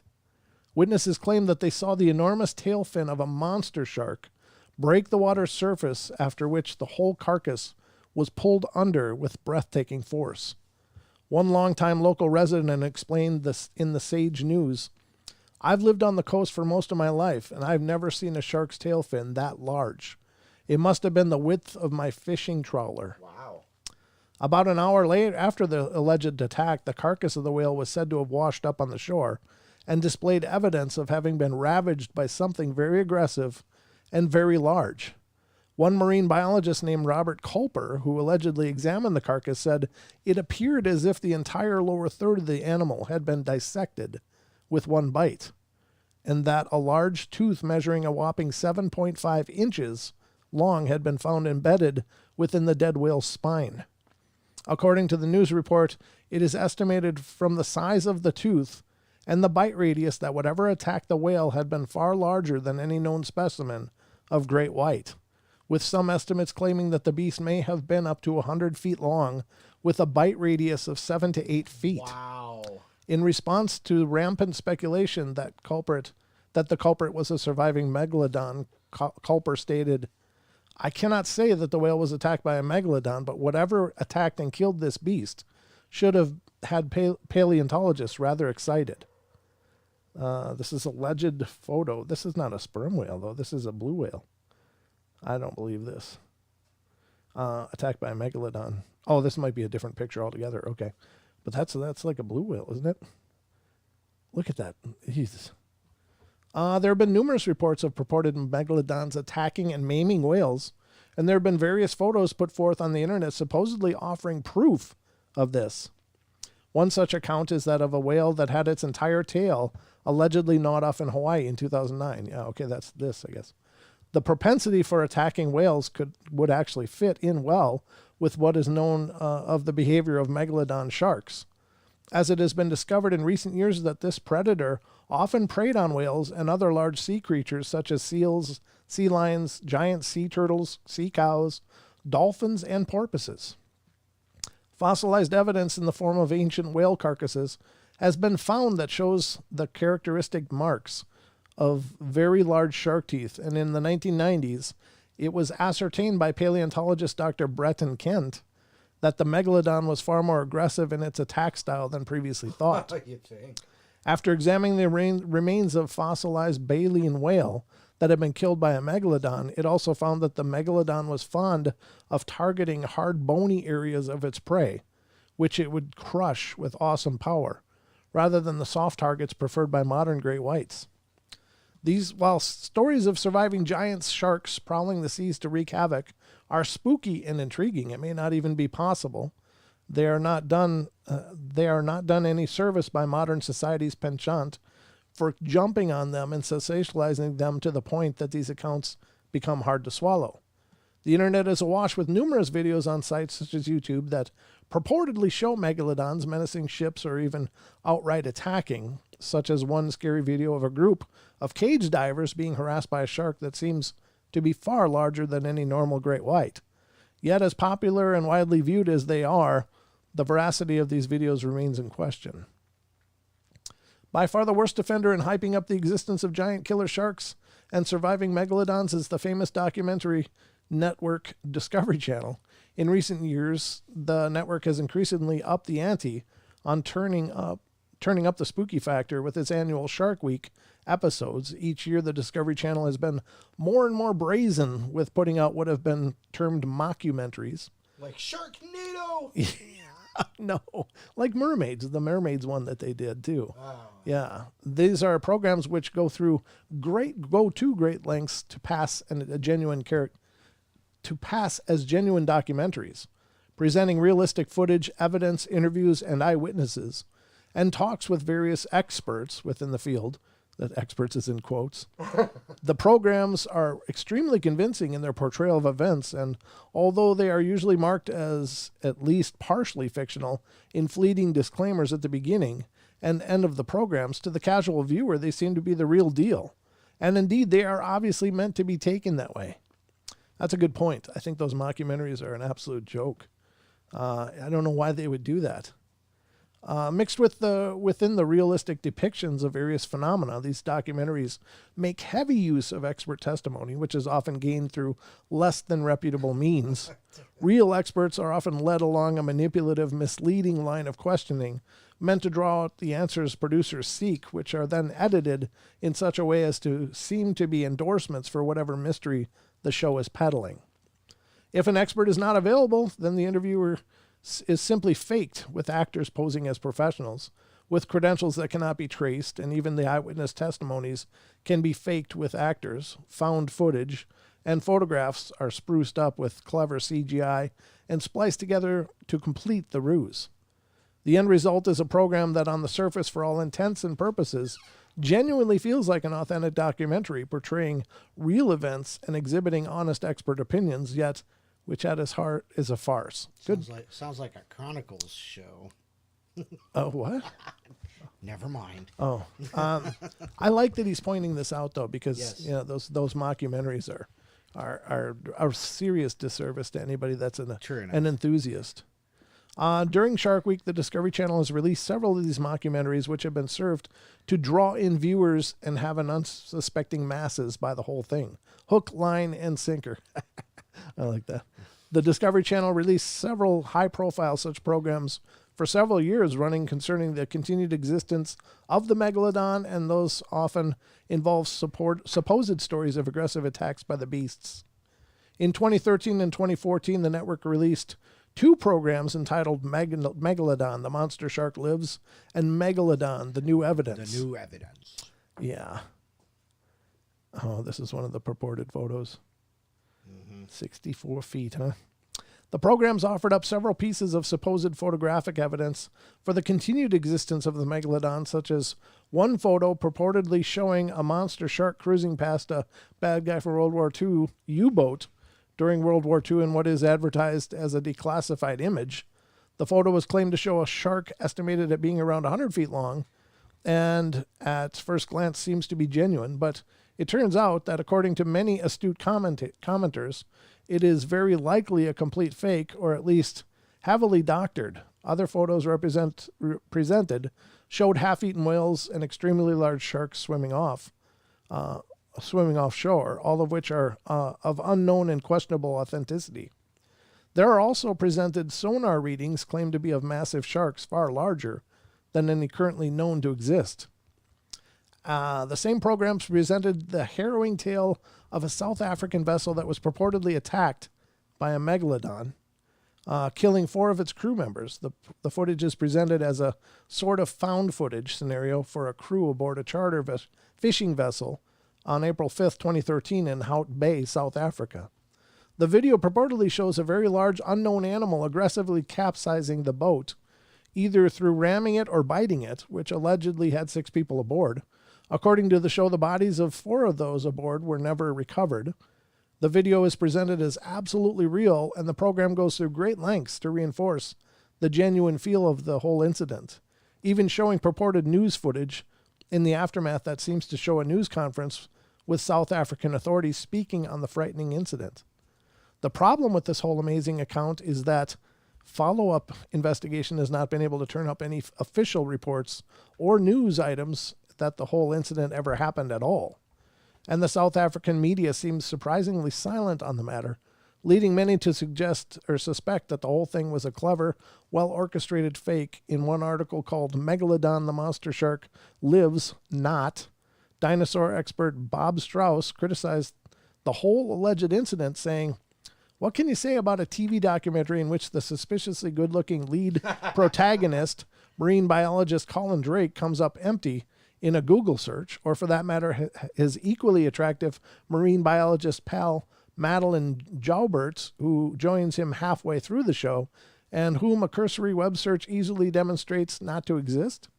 And, not to belabor the point, a TV show that starts with suspiciously staged-looking video footage of a charter boat capsizing off the coast of South Africa, and no references can be found about this incident in which 3 passengers were supposedly killed from reliable online news sources. I don't know much about charter boats, but I do know that people whose ship is in the process of sinking do not take the trouble to center their subjects in frame." Oh, okay, so this is supposedly a clip from that video. Another rather dramatic incident portrayed in the program is the tale of a group of marine biologists who claim to have tagged a terrifyingly massive shark from a shark cage. The huge shark was tagged and is then said to have lurched at them and then to dive at great speed down to a depth beyond which any known shark is capable of. Although the team claims they did not get a good look at the creature, they're fairly certain it was a monstrous shark, perhaps a living megalodon. Unfortunately, it is nearly impossible to tell how real any of this account is. Another Shark Week program aired 2014, The Shark of Darkness, Wrath of Submarine. Oh, jeez. This isn't too far from Sharknado. Outlines the tale of a colossal 35-foot-long shark named Submarine, which is said to prowl the South African coast, attacking boats and whales. The legendary shark is supposedly first spotted in 1970, after which it is said to have stalked these waters and frequently capsizing fishing vessels or ravaging sea life. The program claims that Submarine is well known by locals and provides interviews with eyewitnesses who have seen it, but it is unclear whether these witnesses are genuine or merely actors. The Discovery Channel attached to the show an easy-to-miss disclaimer, noting that the material presented is based on rumor and hearsay, but does not actually admit to faking anything. Nevertheless, Submarine is supposedly still sighted to this day. Is it a real cryptid or something totally created by the program? Well, it's hard to say. These sort of programs are frustrating in that they so seamlessly blend staged dramatizations and manipulated expert testimony with potentially real evidence that they blur the lines and make it difficult to ascertain where reality ends and pure fabrication begins. The Discovery Channel, for its part, has defended its programming in response to the outcry and accusations of misleading the public. The executive producer of Shark Week, Michael Sorensen, stated that 3 disclaimers had been aired with the shows, including one which read, "None of the institutions or agencies that appear in this film are affiliated with it in any way, nor have approved its contents." Other disclaimers stated certain events and characters in this film have been dramatized and that legends of giant sharks persist all over the world. There still is a debate about what they may be. However, these disclaimers still manage to clearly avoid outright admitting any blatant fakery, and it is uncertain just what dramatized means in relation to the programs or what any extent it is used. Sorensen was similarly evasive when he commented on the shows, saying, "With the whole week of Shark Week programming ahead of us, we wanted to explore the possibilities of Megalodon. It's one of the most debated shark discussions of all time, and can Megalodon exist today? It's the ultimate Shark Week fantasy. The stories have been out there for years, and with 95% of the ocean unexplored, who really knows?" These statements have done little to staunch the anger of those who feel they have been tricked. The shows clearly were meant to be taken as genuine documentaries, and those who feel that the networks were dishonest and deliberately misguiding and tricking its viewers have generally been very vocal about it. Actor Will Wheaton. Will Wheaton. Cool whip. Yes, it's exactly that. Will Wheaton immediately took to his blog to rant at the network on the matters, lamenting, "Discovery Channel betrayed its trust during its biggest viewing week of the year. Discovery Channel isn't run by stupid people, and this was not some kind of mistake. Someone made a deliberate choice to present a work of fiction that is more suited to the Sci-Fi Channel than as truthfully and factual documentary. That is disgusting, and whoever made that decision should be ashamed. Thank you, Will Wheaton. That's my Will Wheaton impression. I don't know. What do you guys think? Is that close? It didn't sound anything like Wesley. Oh, Don, you're such a critic. There was not enough whiny in it. Regardless, the Megalodon shows managed to smash ratings records, becoming the most watched episodes of Shark Week ever aired. So people are obviously interested in the topic. How much of the programs was true, and how much is whole cloth fabrications? Is there any merit to what was presented in these shows concerning the Megalodon, or is it all just pure made-up hogwash? It's difficult to tell, and the network remains quite ambiguous and evasive about the whole thing. Until a serious documentary that is more interested in informing than in sensationalism, entertainment, and getting ratings, it is probably best to take whatever is presented in these types of programs with a healthy grain of salt. Sadly, there was a time when the Discovery Channel was a place where one could usually rely on getting such genuine educational documentaries. So what are we left with? Does the Megalodon still stalk the seas? Just as much of a killing machine as it has ever been? Reports of attacks by massive sharks, evidence of surviving megalodons, or simply very large versions of modern great white sharks? With accounts of supposed megalodons, are we dealing with a genuine surviving population, misidentifications of size, or flat-out hoaxes? For now, we simply don't know. With the remote vastness of the world's oceans, and it is perhaps possible that these formidable mega predators could exist somewhere out there. But until we find solid evidence of this, we can only look out to the waves and wonder if the Megalodon still lurks out there in the deep, cruising around for its next victim. For its next victim! There you go, folks. Is the Megalodon out there? I don't know. I guess it wouldn't surprise me a whole lot if it was a surviving group of megalodons still breeding and Not really. You know, I mean, how much is out there? Well, there's a lot out there in those oceans. Now, I got to tell you, that last statement that he made there about looking out at the waves and wondering, I swear to you, I look out at the mountains all the time around here, and I look and I just wonder, I wonder if there's any Bigfoot right up there, you know?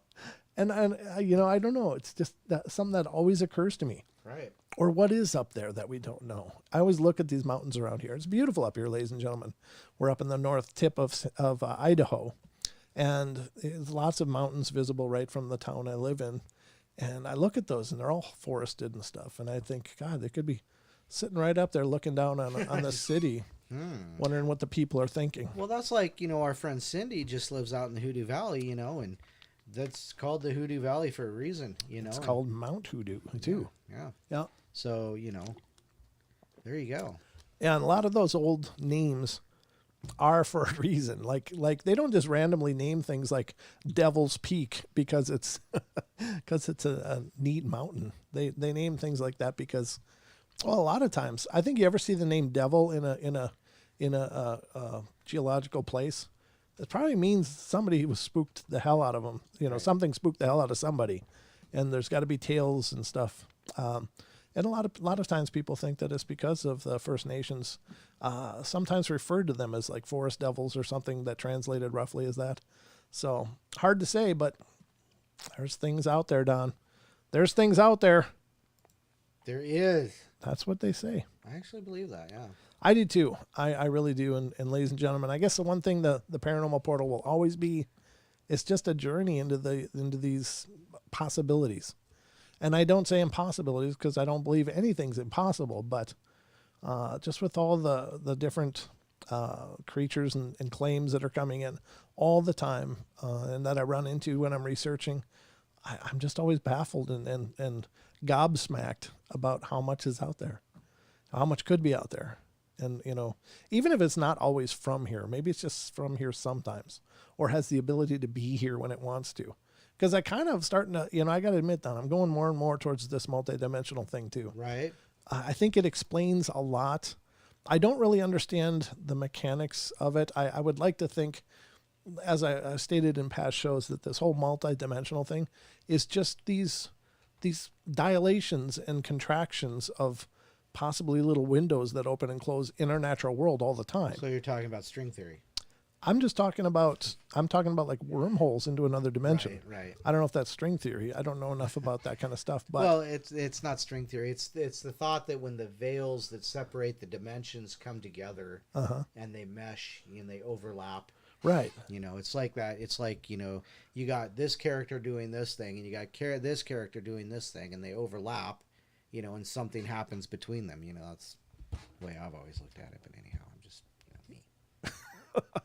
No, I appreciate that. I think you're right. I think it's whether it's the overlapping of dimensions that cause these little windows of opportunity between them, and if there's a natural rhythm to it. Like I think it might happen with enough regularity that some things out there can know or perceive when these things are happening and can utilize them.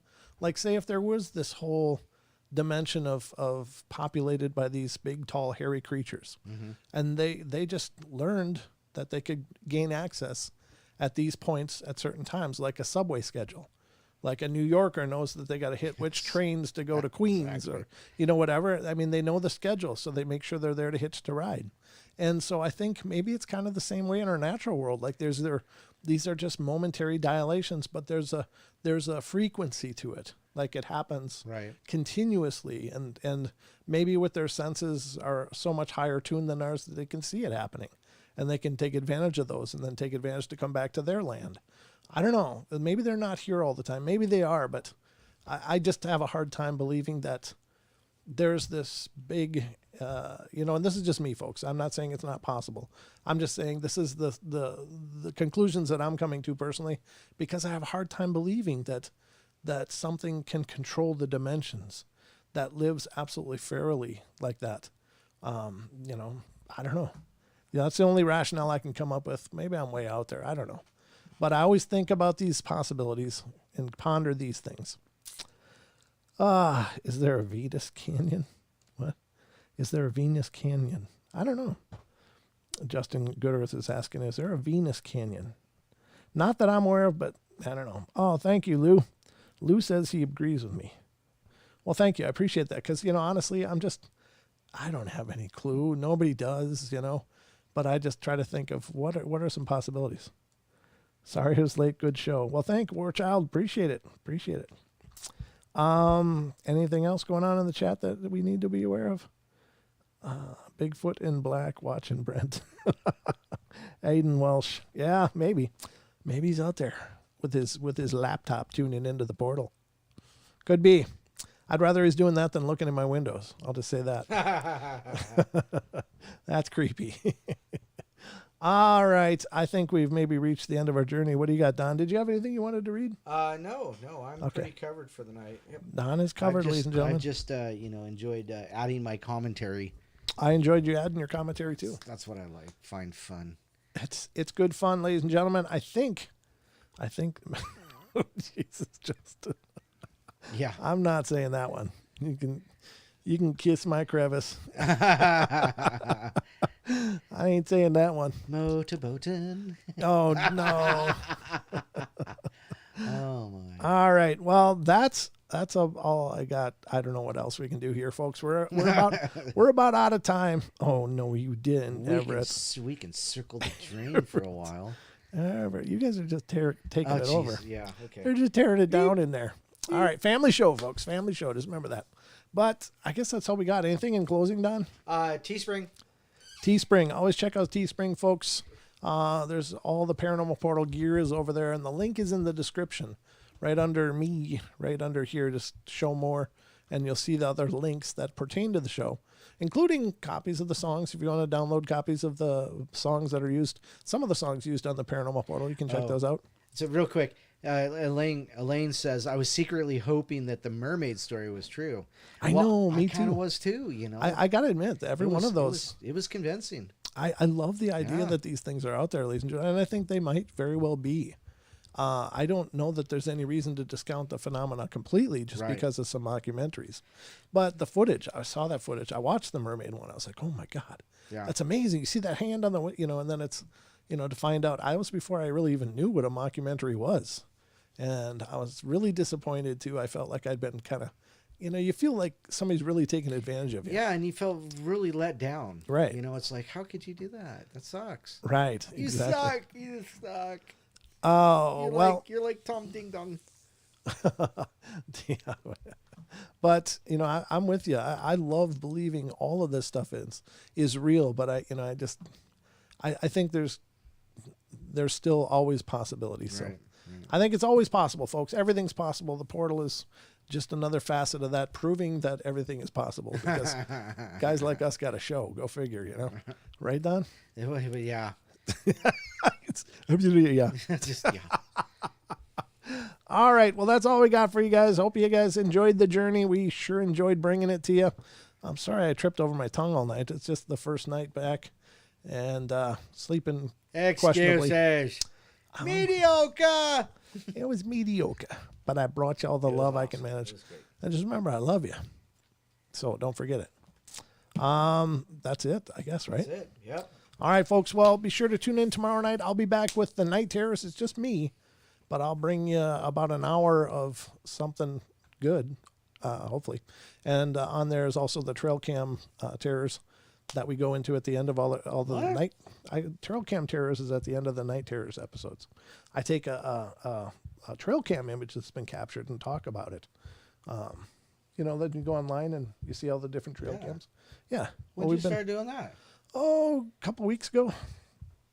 Because I get a lot of time to sit down and watch the portal when I'm not in it.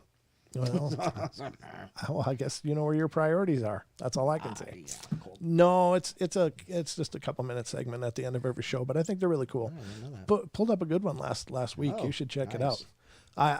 I got to correct that. Last Sunday I had a headache. I had actually just spaced everything out. I almost didn't do the show because my head was throbbing. But That but sucks. the Thursday before that, Right. I did. There's a really good. Watch the end of that. Well, watch the whole thing. Okay. But the end of that has the two pictures I showcased.